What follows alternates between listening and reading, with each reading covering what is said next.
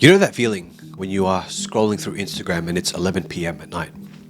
Seeing someone who started 6 months after you absolutely crushing it, while you are sitting there in your underwear, eating cereal straight from the box, wondering why your vision board hasn't kicked in yet. And this was me 3 years ago. And back then, I got myself out of 6 figures worth of debt. And now I live the life of my dreams. But there I was, staring at my vision board for the 3rd year in a row, looking at the same damn goals that I had been manifesting since 2018. The dream house, the relationship, the business success, all still pictures on a stupid board. And I thought, man, I've been doing all of this manifestation work, all of these visualizations, affirmations, and I'm still grinding my way through life like I'm pushing a boulder uphill. But then it hit me. What if I've been doing this whole manifestation thing completely backwards? What if the reason it's not working is because I am trying to manually create with what should be happening automatically? Right? No one tells you that we are manifesting, creating moment to moment. And we've all been there. You've read the books, watched the gurus, you do the morning routine, you visualize so hard that you practically give yourself a headache. You're affirming until your throat is sore. You're looking at the same vision board like I was from 5 years ago. And yet, life still feels like a constant hustle. Like you're always chasing, always pushing, always trying to make things happen.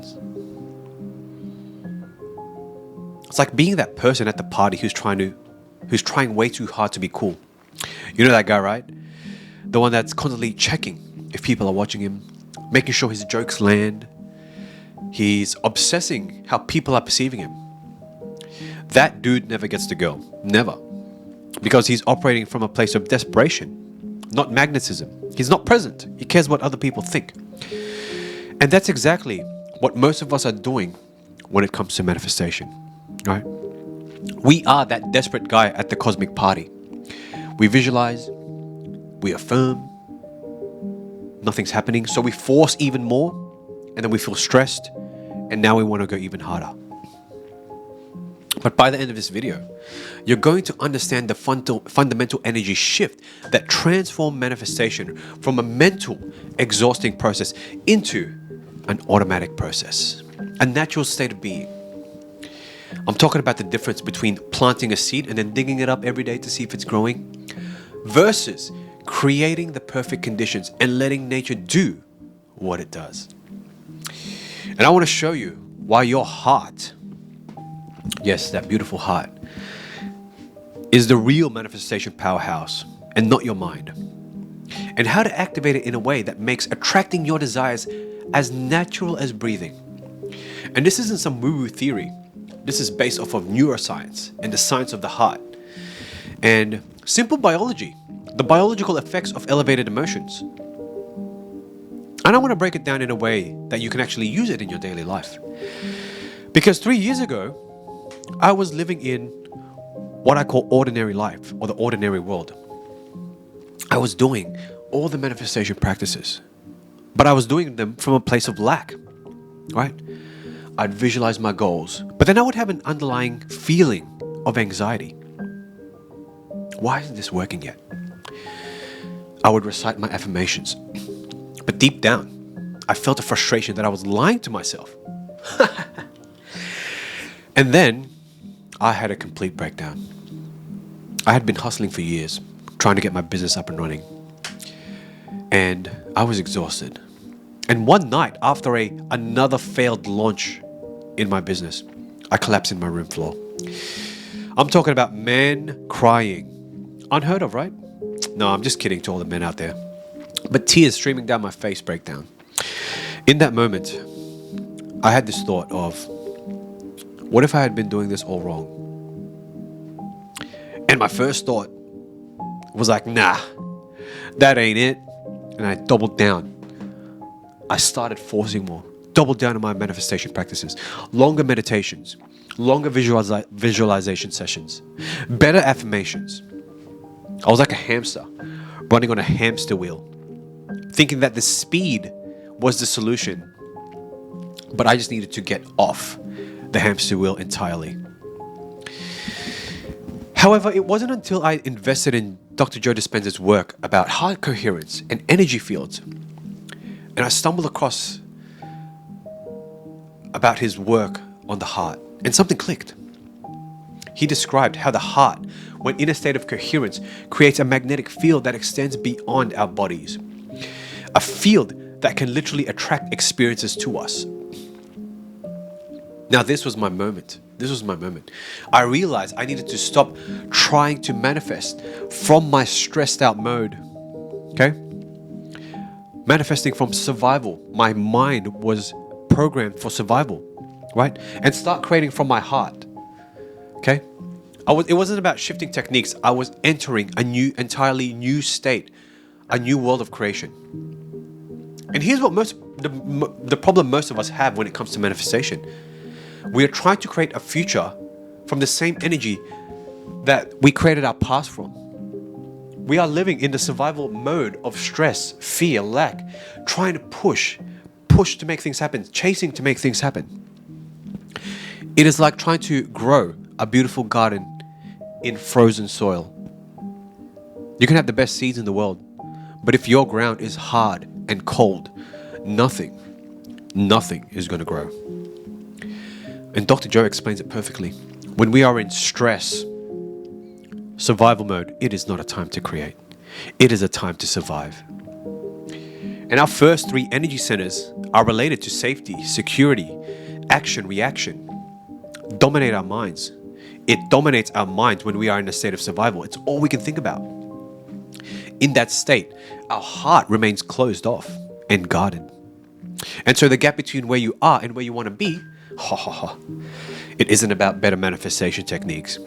It is about an energy shift that changes the very soil in which your desires can grow.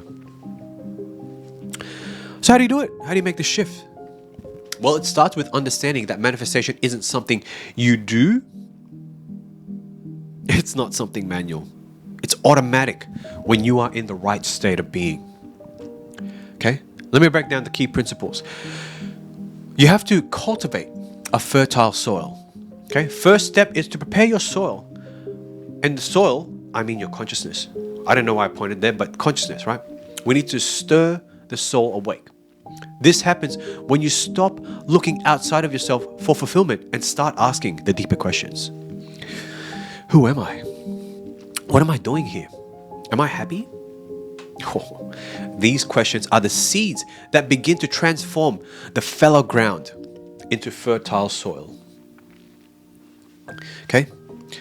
All you have to do is set aside 10 minutes each day to sit in silence and ask yourself these soul-oriented questions. And don't rush to answer them. Let them sink in. This isn't about finding immediate solutions. It's about stirring your soul from its slumber. Wake up. Attention, energy, and elevated emotions. Okay? The second principle is understanding that where you place your attention is where you place your energy. When you focus on your beautiful heart, place your awareness and energy on your heart. Literally placing your awareness there, you begin to shift energy from the survival centers to your creative centers. Try it. Just place your hand in your heart and breathe deeply in that space for at least 5 minutes until you get so relaxed. As you do, internally generate feelings of gratitude, joy, love, whatever it is. Not by thinking about them, but by actually feeling them in your body. This isn't just a nice meditation. It's a biological process that changes your heart rhythm. And it releases beneficial hormones and creates coherence in your system. Now, if you feel nothing at the beginning, that's okay. You have to be patient and work with it, right? How long have you guarded your heart? How long have you closed your heart? Because the heart, we've been through traumas. We've been through heartbreaks. You know what I mean? It's okay. The final practice is learning to sustain this heart-centered state. When the heart is in a state of coherence, it naturally moves energy to your brain, instructing it to get creative. Let's get creative, homie. This is when manifestation becomes automatic rather than manual. The key practice here is to regularly generate elevated emotional states like gratitude, joy, compassion, and love. Not as a response to external circumstances, but as a choice. I'm just choosing to feel these elevated emotions. Because when you can feel the feeling of your desired future before it manifests, that is when you collapse and close the gap between thought and experience. And I applied this in my own life, and it changed everything for me. Remember that breakdown I had? After discovering Dr. Joe's work, I decided to experiment with this heart-centered approach for 30 days. Instead of my usual morning routine of visualization, affirmations, blah, blah, blah, blah, blah, I started with heart coherence practices. Place my hand in my heart, breathe deeply through the center of my chest, and intentionally generate gratitude and joy. Not for what I wanted to manifest, but simply for the experience of being alive, being able to breathe. The first week was tough. My mind kept interrupting with thoughts like, this is not productive. You should be working on your business. Go to the gym, right? Ticking my to-do list while in meditation, but I stuck with it. And by the second week, something shifted. I noticed I was less reactive throughout the day. Really? That things that would normally stress me out didn't have the same impact. And I was making decisions from a calmer, more centered place. Now, by the third week, that's when the synchronicities started to happen. I would think of someone and they would call me. I'd have an idea for my business and a perfect opportunity would appear. I wasn't forcing these things to happen. They were flowing naturally. Now, by the end of the 30 days, I had closed a major client deal without the desperate energy. And I would sometimes bring that desperate energy through sales calls. And I also met someone who later became a powerful ally. And I had I felt a deep sense of peace that had been missing from majority of my life, majority of the years. Now, the most profound shift wasn't in the external circumstances, though those did change. But it was how I experienced the world. I was no longer chasing, creating from a place of lack, manually doing it. Now, the whole industry, the whole manifestation industry is built around making manifestation complicated and technique driven. They want you to believe that they have a special formula, that their unique process, their proprietary method to create the life that you want. They want you to buy it. But the real enemy isn't external. It is the survival-oriented mind that keeps us stuck in stress, fear, separation. It is the belief that we need to force, control, and manipulate reality to get what we want. We think opening the heart is really difficult. Something that can only be achieved through complicated and elaborate techniques. Breathing in your heart? Really? That's going to open it? You bet it is. This may be because we confuse something that happens slowly with something that's not working. And the truth is, your heart already knows how to create. It's been doing it your entire life. You just need to get your stressed out mind out of the way and let your heart do what it naturally does. Imagine waking up tomorrow morning, instead of immediately running and jumping on your to-do list or doom scrolling, you take 5 minutes to center in your heart. Breathe deeply. Generate those loving feelings to your body and set an intention to remain in this state throughout your day. I promise you, things are going to happen. And as you move through your morning, you notice you're less reactive, you're more present. Funny, your coffee tastes better because you're present with it. And when challenges arises, you respond from this heart-centered space rather than stress, fear. And throughout the day, you catch yourself when you slip into old patterns and you gently bring your awareness back into your beautiful heart.